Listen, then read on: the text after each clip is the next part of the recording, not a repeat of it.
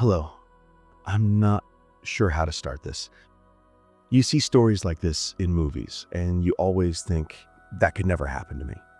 You think your life is normal. You think the person sleeping next to you, the person whose hand you hold, is your partner in everything. You build a life, you build a future, and you trust it's all real.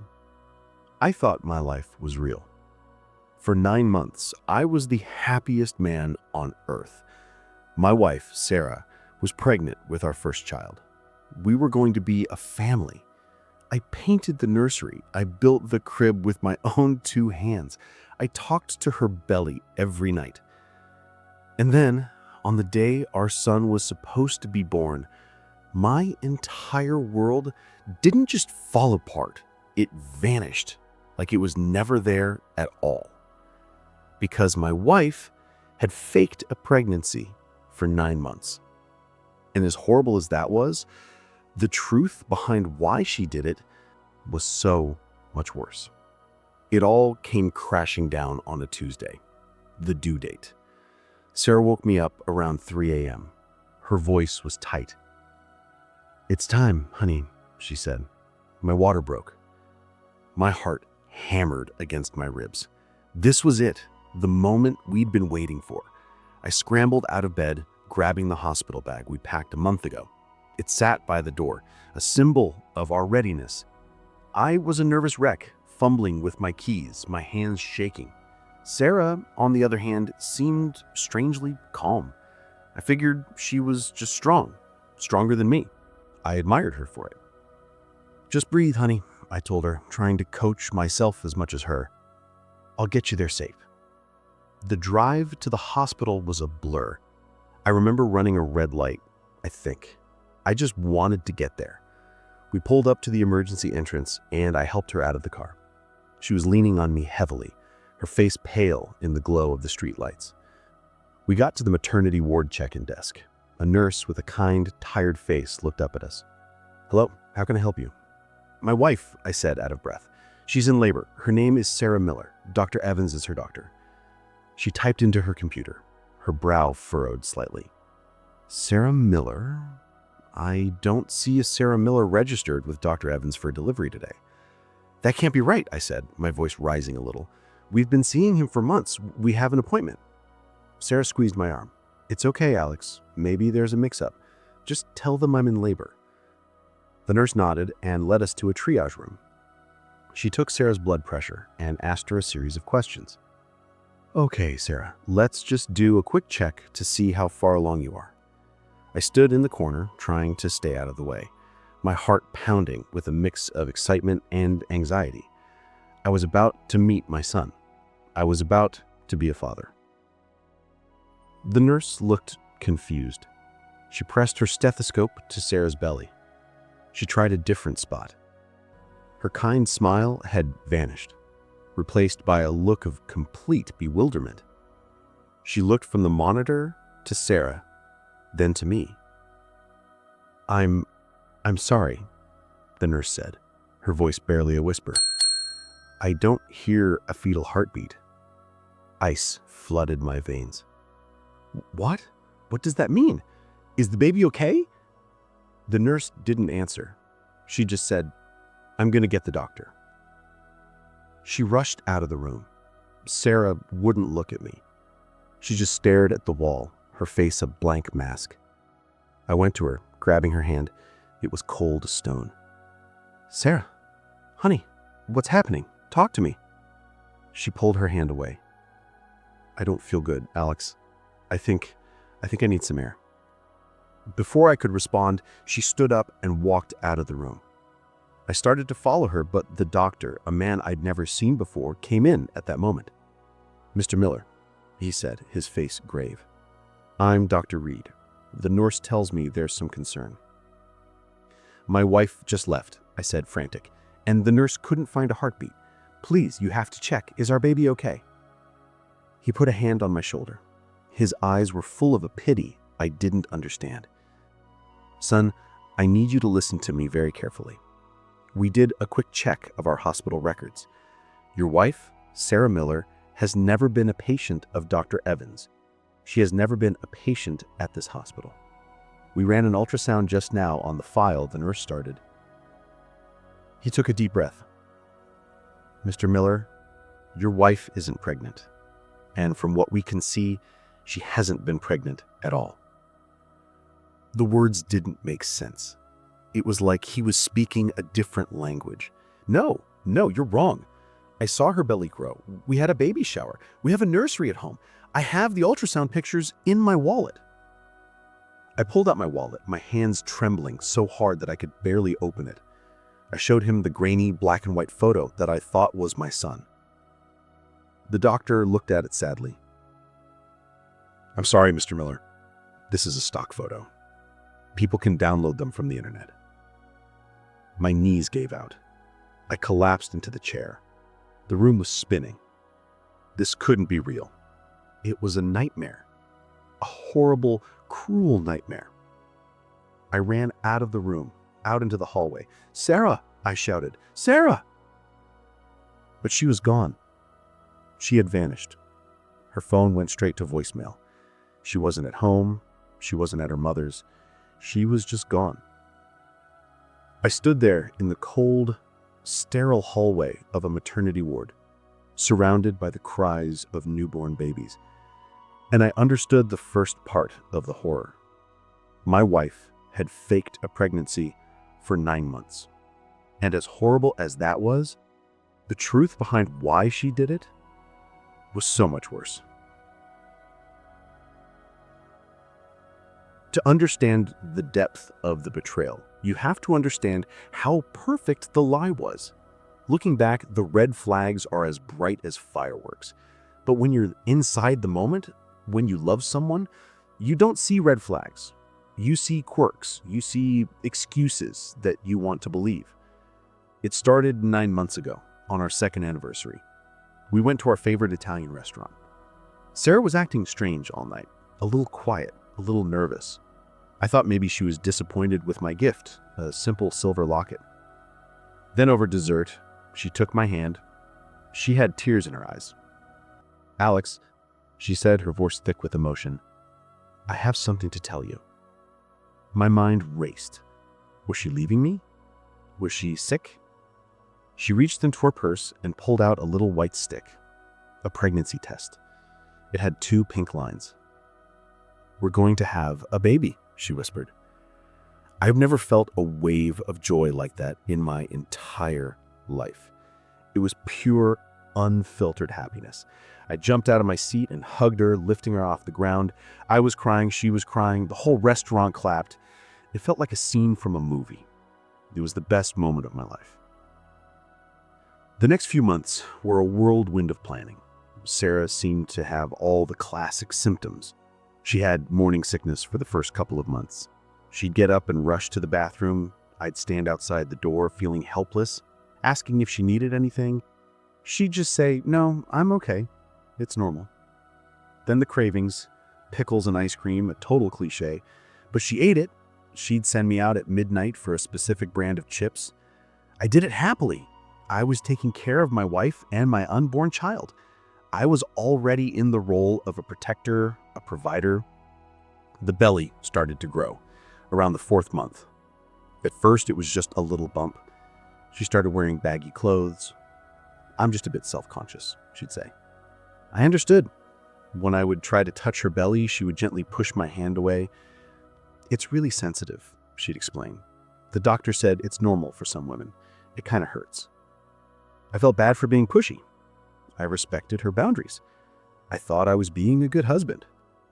Now, I know she was just stopping me from feeling the cold, lifeless silicone belly she had strapped to her body. The doctor's appointments were another red flag I completely missed. She always insisted on going alone. "You work so hard, Alex," she'd say. "There's no need for you to take time off just to sit in a waiting room. I'll tell you everything he says." And she would. She'd come home with detailed reports. The baby's heart rate was strong. He was growing perfectly. She brought home the ultrasound pictures, the ones I kept in my wallet. They looked so real. She'd point to the little smudge on the screen. "That's his head, Alex. And that's his little hand." I'd stare at it for hours. my heart swelling with love for a person who didn't exist. We had a gender reveal party, her idea. We gathered all of our friends and family in our backyard. She had a big black balloon. When we popped it, blue confetti rained down on us. A boy. We were having a son. My dad clapped me on the back, tears in his eyes. My mom was already knitting a blue blanket. The joy was shared. The lie didn't just happen to me. It was for everyone we loved. The humiliation, when it came, would be shared too. The biggest project was the nursery. We spent weeks on it. We painted the walls a soft, calming shade of yellow. I assembled the crib, tightening every screw myself, imagining my son sleeping in it. We bought a mobile with little felt stars and a moon. We folded tiny clothes and put them in the dresser. Onesies, socks so small they could fit on my thumb, little hats. Each item was a promise of a future. Sarah directed the whole thing. She knew exactly what she wanted. It was perfect. A perfect room for a perfect imaginary boy. One night, near the end, I was sitting on the floor of the nursery, just looking around. Sarah came in and stood in the doorway. "What are you doing, silly?" she asked, smiling. "Just thinking," I said, "about him. I can't wait to hold him." I went to her and put my arms around her, resting my head against her large, firm belly. It felt real. It was warm from her body heat. I felt a kick, or I thought I felt a kick. "Whoa," I said, pulling back. "He just kicked." Sarah laughed, a little too quickly. "He's a strong one," she said, placing her own hand where mine had been. "He's always moving around in there." It was a lie. There was no kick. I know that now. It was probably just a muscle spasm, or maybe my own mind, so desperate to believe, created the sensation for me. Your mind can play terrible tricks on you when you want something badly enough. And I wanted to be a father more than anything in the world. Sarah knew that, and she used it against me in the most cruel way possible. After I left the hospital, a shell of a man, I drove home on autopilot. The 20-minute drive felt like an eternity. Every traffic light, every street sign was a fresh torment. I walked into our house, our home. It was silent. The hospital bag was still by the door where I'd left it. I walked numbly through the rooms. Our bedroom, the living room, the kitchen. Everything looked the same, but it was all different. It was all a stage for a play, and I was the only one who didn't know the script. Then I saw the nursery door. It was slightly ajar. I pushed it open. The yellow walls, the crib, the mobile with the little stars. It was a monument to a lie. A deep, guttural sob escaped my chest. I fell to my knees. The pain was so physical, it felt like a knife in my gut. I had been mourning the loss of my son at the hospital, but here in this room, I was mourning the loss of my entire life. My wife, my marriage, my past, my future. It was all gone. After the grief came a new feeling, a cold, hard anger. Why? Why would she do this? The question burned in my mind. It wasn't enough to know she had lied. I had to know the reason. My investigation started in our bedroom closet. I tore through her side, pulling out clothes, boxes, anything to find a clue. And then I found it.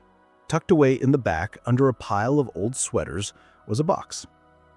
Inside was the belly, a set of silicone prosthetics for different stages of pregnancy. They were cold and fleshy to the touch. It was disgusting. Seeing them holding the physical proof of her lie made it sickeningly real. Next, I went for our finances. I logged into our joint bank account. I scrolled through months of transactions, normal stuff, mostly. Groceries, bills, the things we bought for the baby. Then I saw it. 2 days ago, a wire transfer. $50,000. It was almost all of our savings. The savings we had put aside for the baby, for our future, transferred to an account I didn't recognize. My blood ran cold. This wasn't just a psychological game. This was a robbery. She had planned this. She had waited until the last possible moment, and then she took our money and ran. But the final piece of the puzzle, the thing that revealed the true horror of it all, was in her bedside table. I was looking for a diary, a letter, anything. Instead, I found a phone. A cheap, prepaid burner phone I'd never seen before. It took me an hour to guess the password. I tried her birthday, my birthday, our anniversary, nothing. Then, on a whim, I tried the name we had picked for our son, Leo. It unlocked. There was only one contact in the phone, saved under the name M. The message history went back almost a year. My hands were shaking as I started to read from the beginning. The first messages were from before the pregnancy. M. Is he still completely clueless? Sarah. Utterly. He's a golden retriever in a man's body. Thinks our life is a fairy tale. M.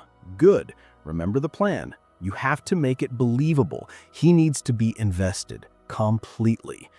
My stomach churned.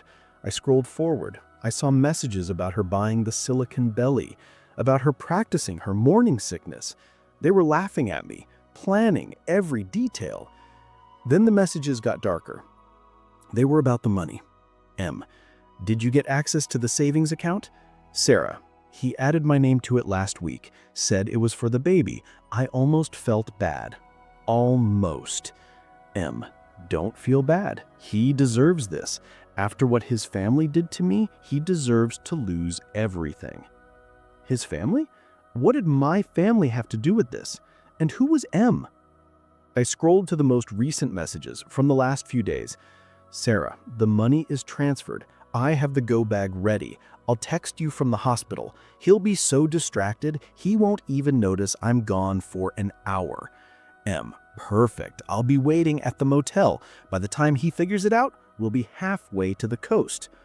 A motel. The message included an address, a cheap place on the other side of town. And then I saw the last message, the one that made my world stop. It was a photo, a picture of M. It was Mark. Mark was my ex-best friend from college. We had started a small business together right after graduation. It was my idea, my passion, but we were partners. Until I discovered he was embezzling money. He was stealing from the company, from me. I confronted him. It was ugly. I had to fire him, and I threatened to go to the police if he didn't sign away his part of the company and disappear. He did. I hadn't seen or heard from him in 5 years. And Sarah knew him. I had introduced them years ago before Mark and I had our falling out. I never knew they stayed in touch. It all clicked into place. The pieces of the puzzle formed a picture so monstrous I could barely look at it. This was never about a baby. This was never about Sarah wanting a child she couldn't have. This was revenge. A long, twisted, evil plan cooked up by my ex-best friend. He had used Sarah to get back at me. He had turned the woman I loved into a weapon against me. They didn't want just my money. They wanted to destroy me in the most complete way possible. They wanted to build me up to the highest point of happiness a man could feel just so they could watch me fall.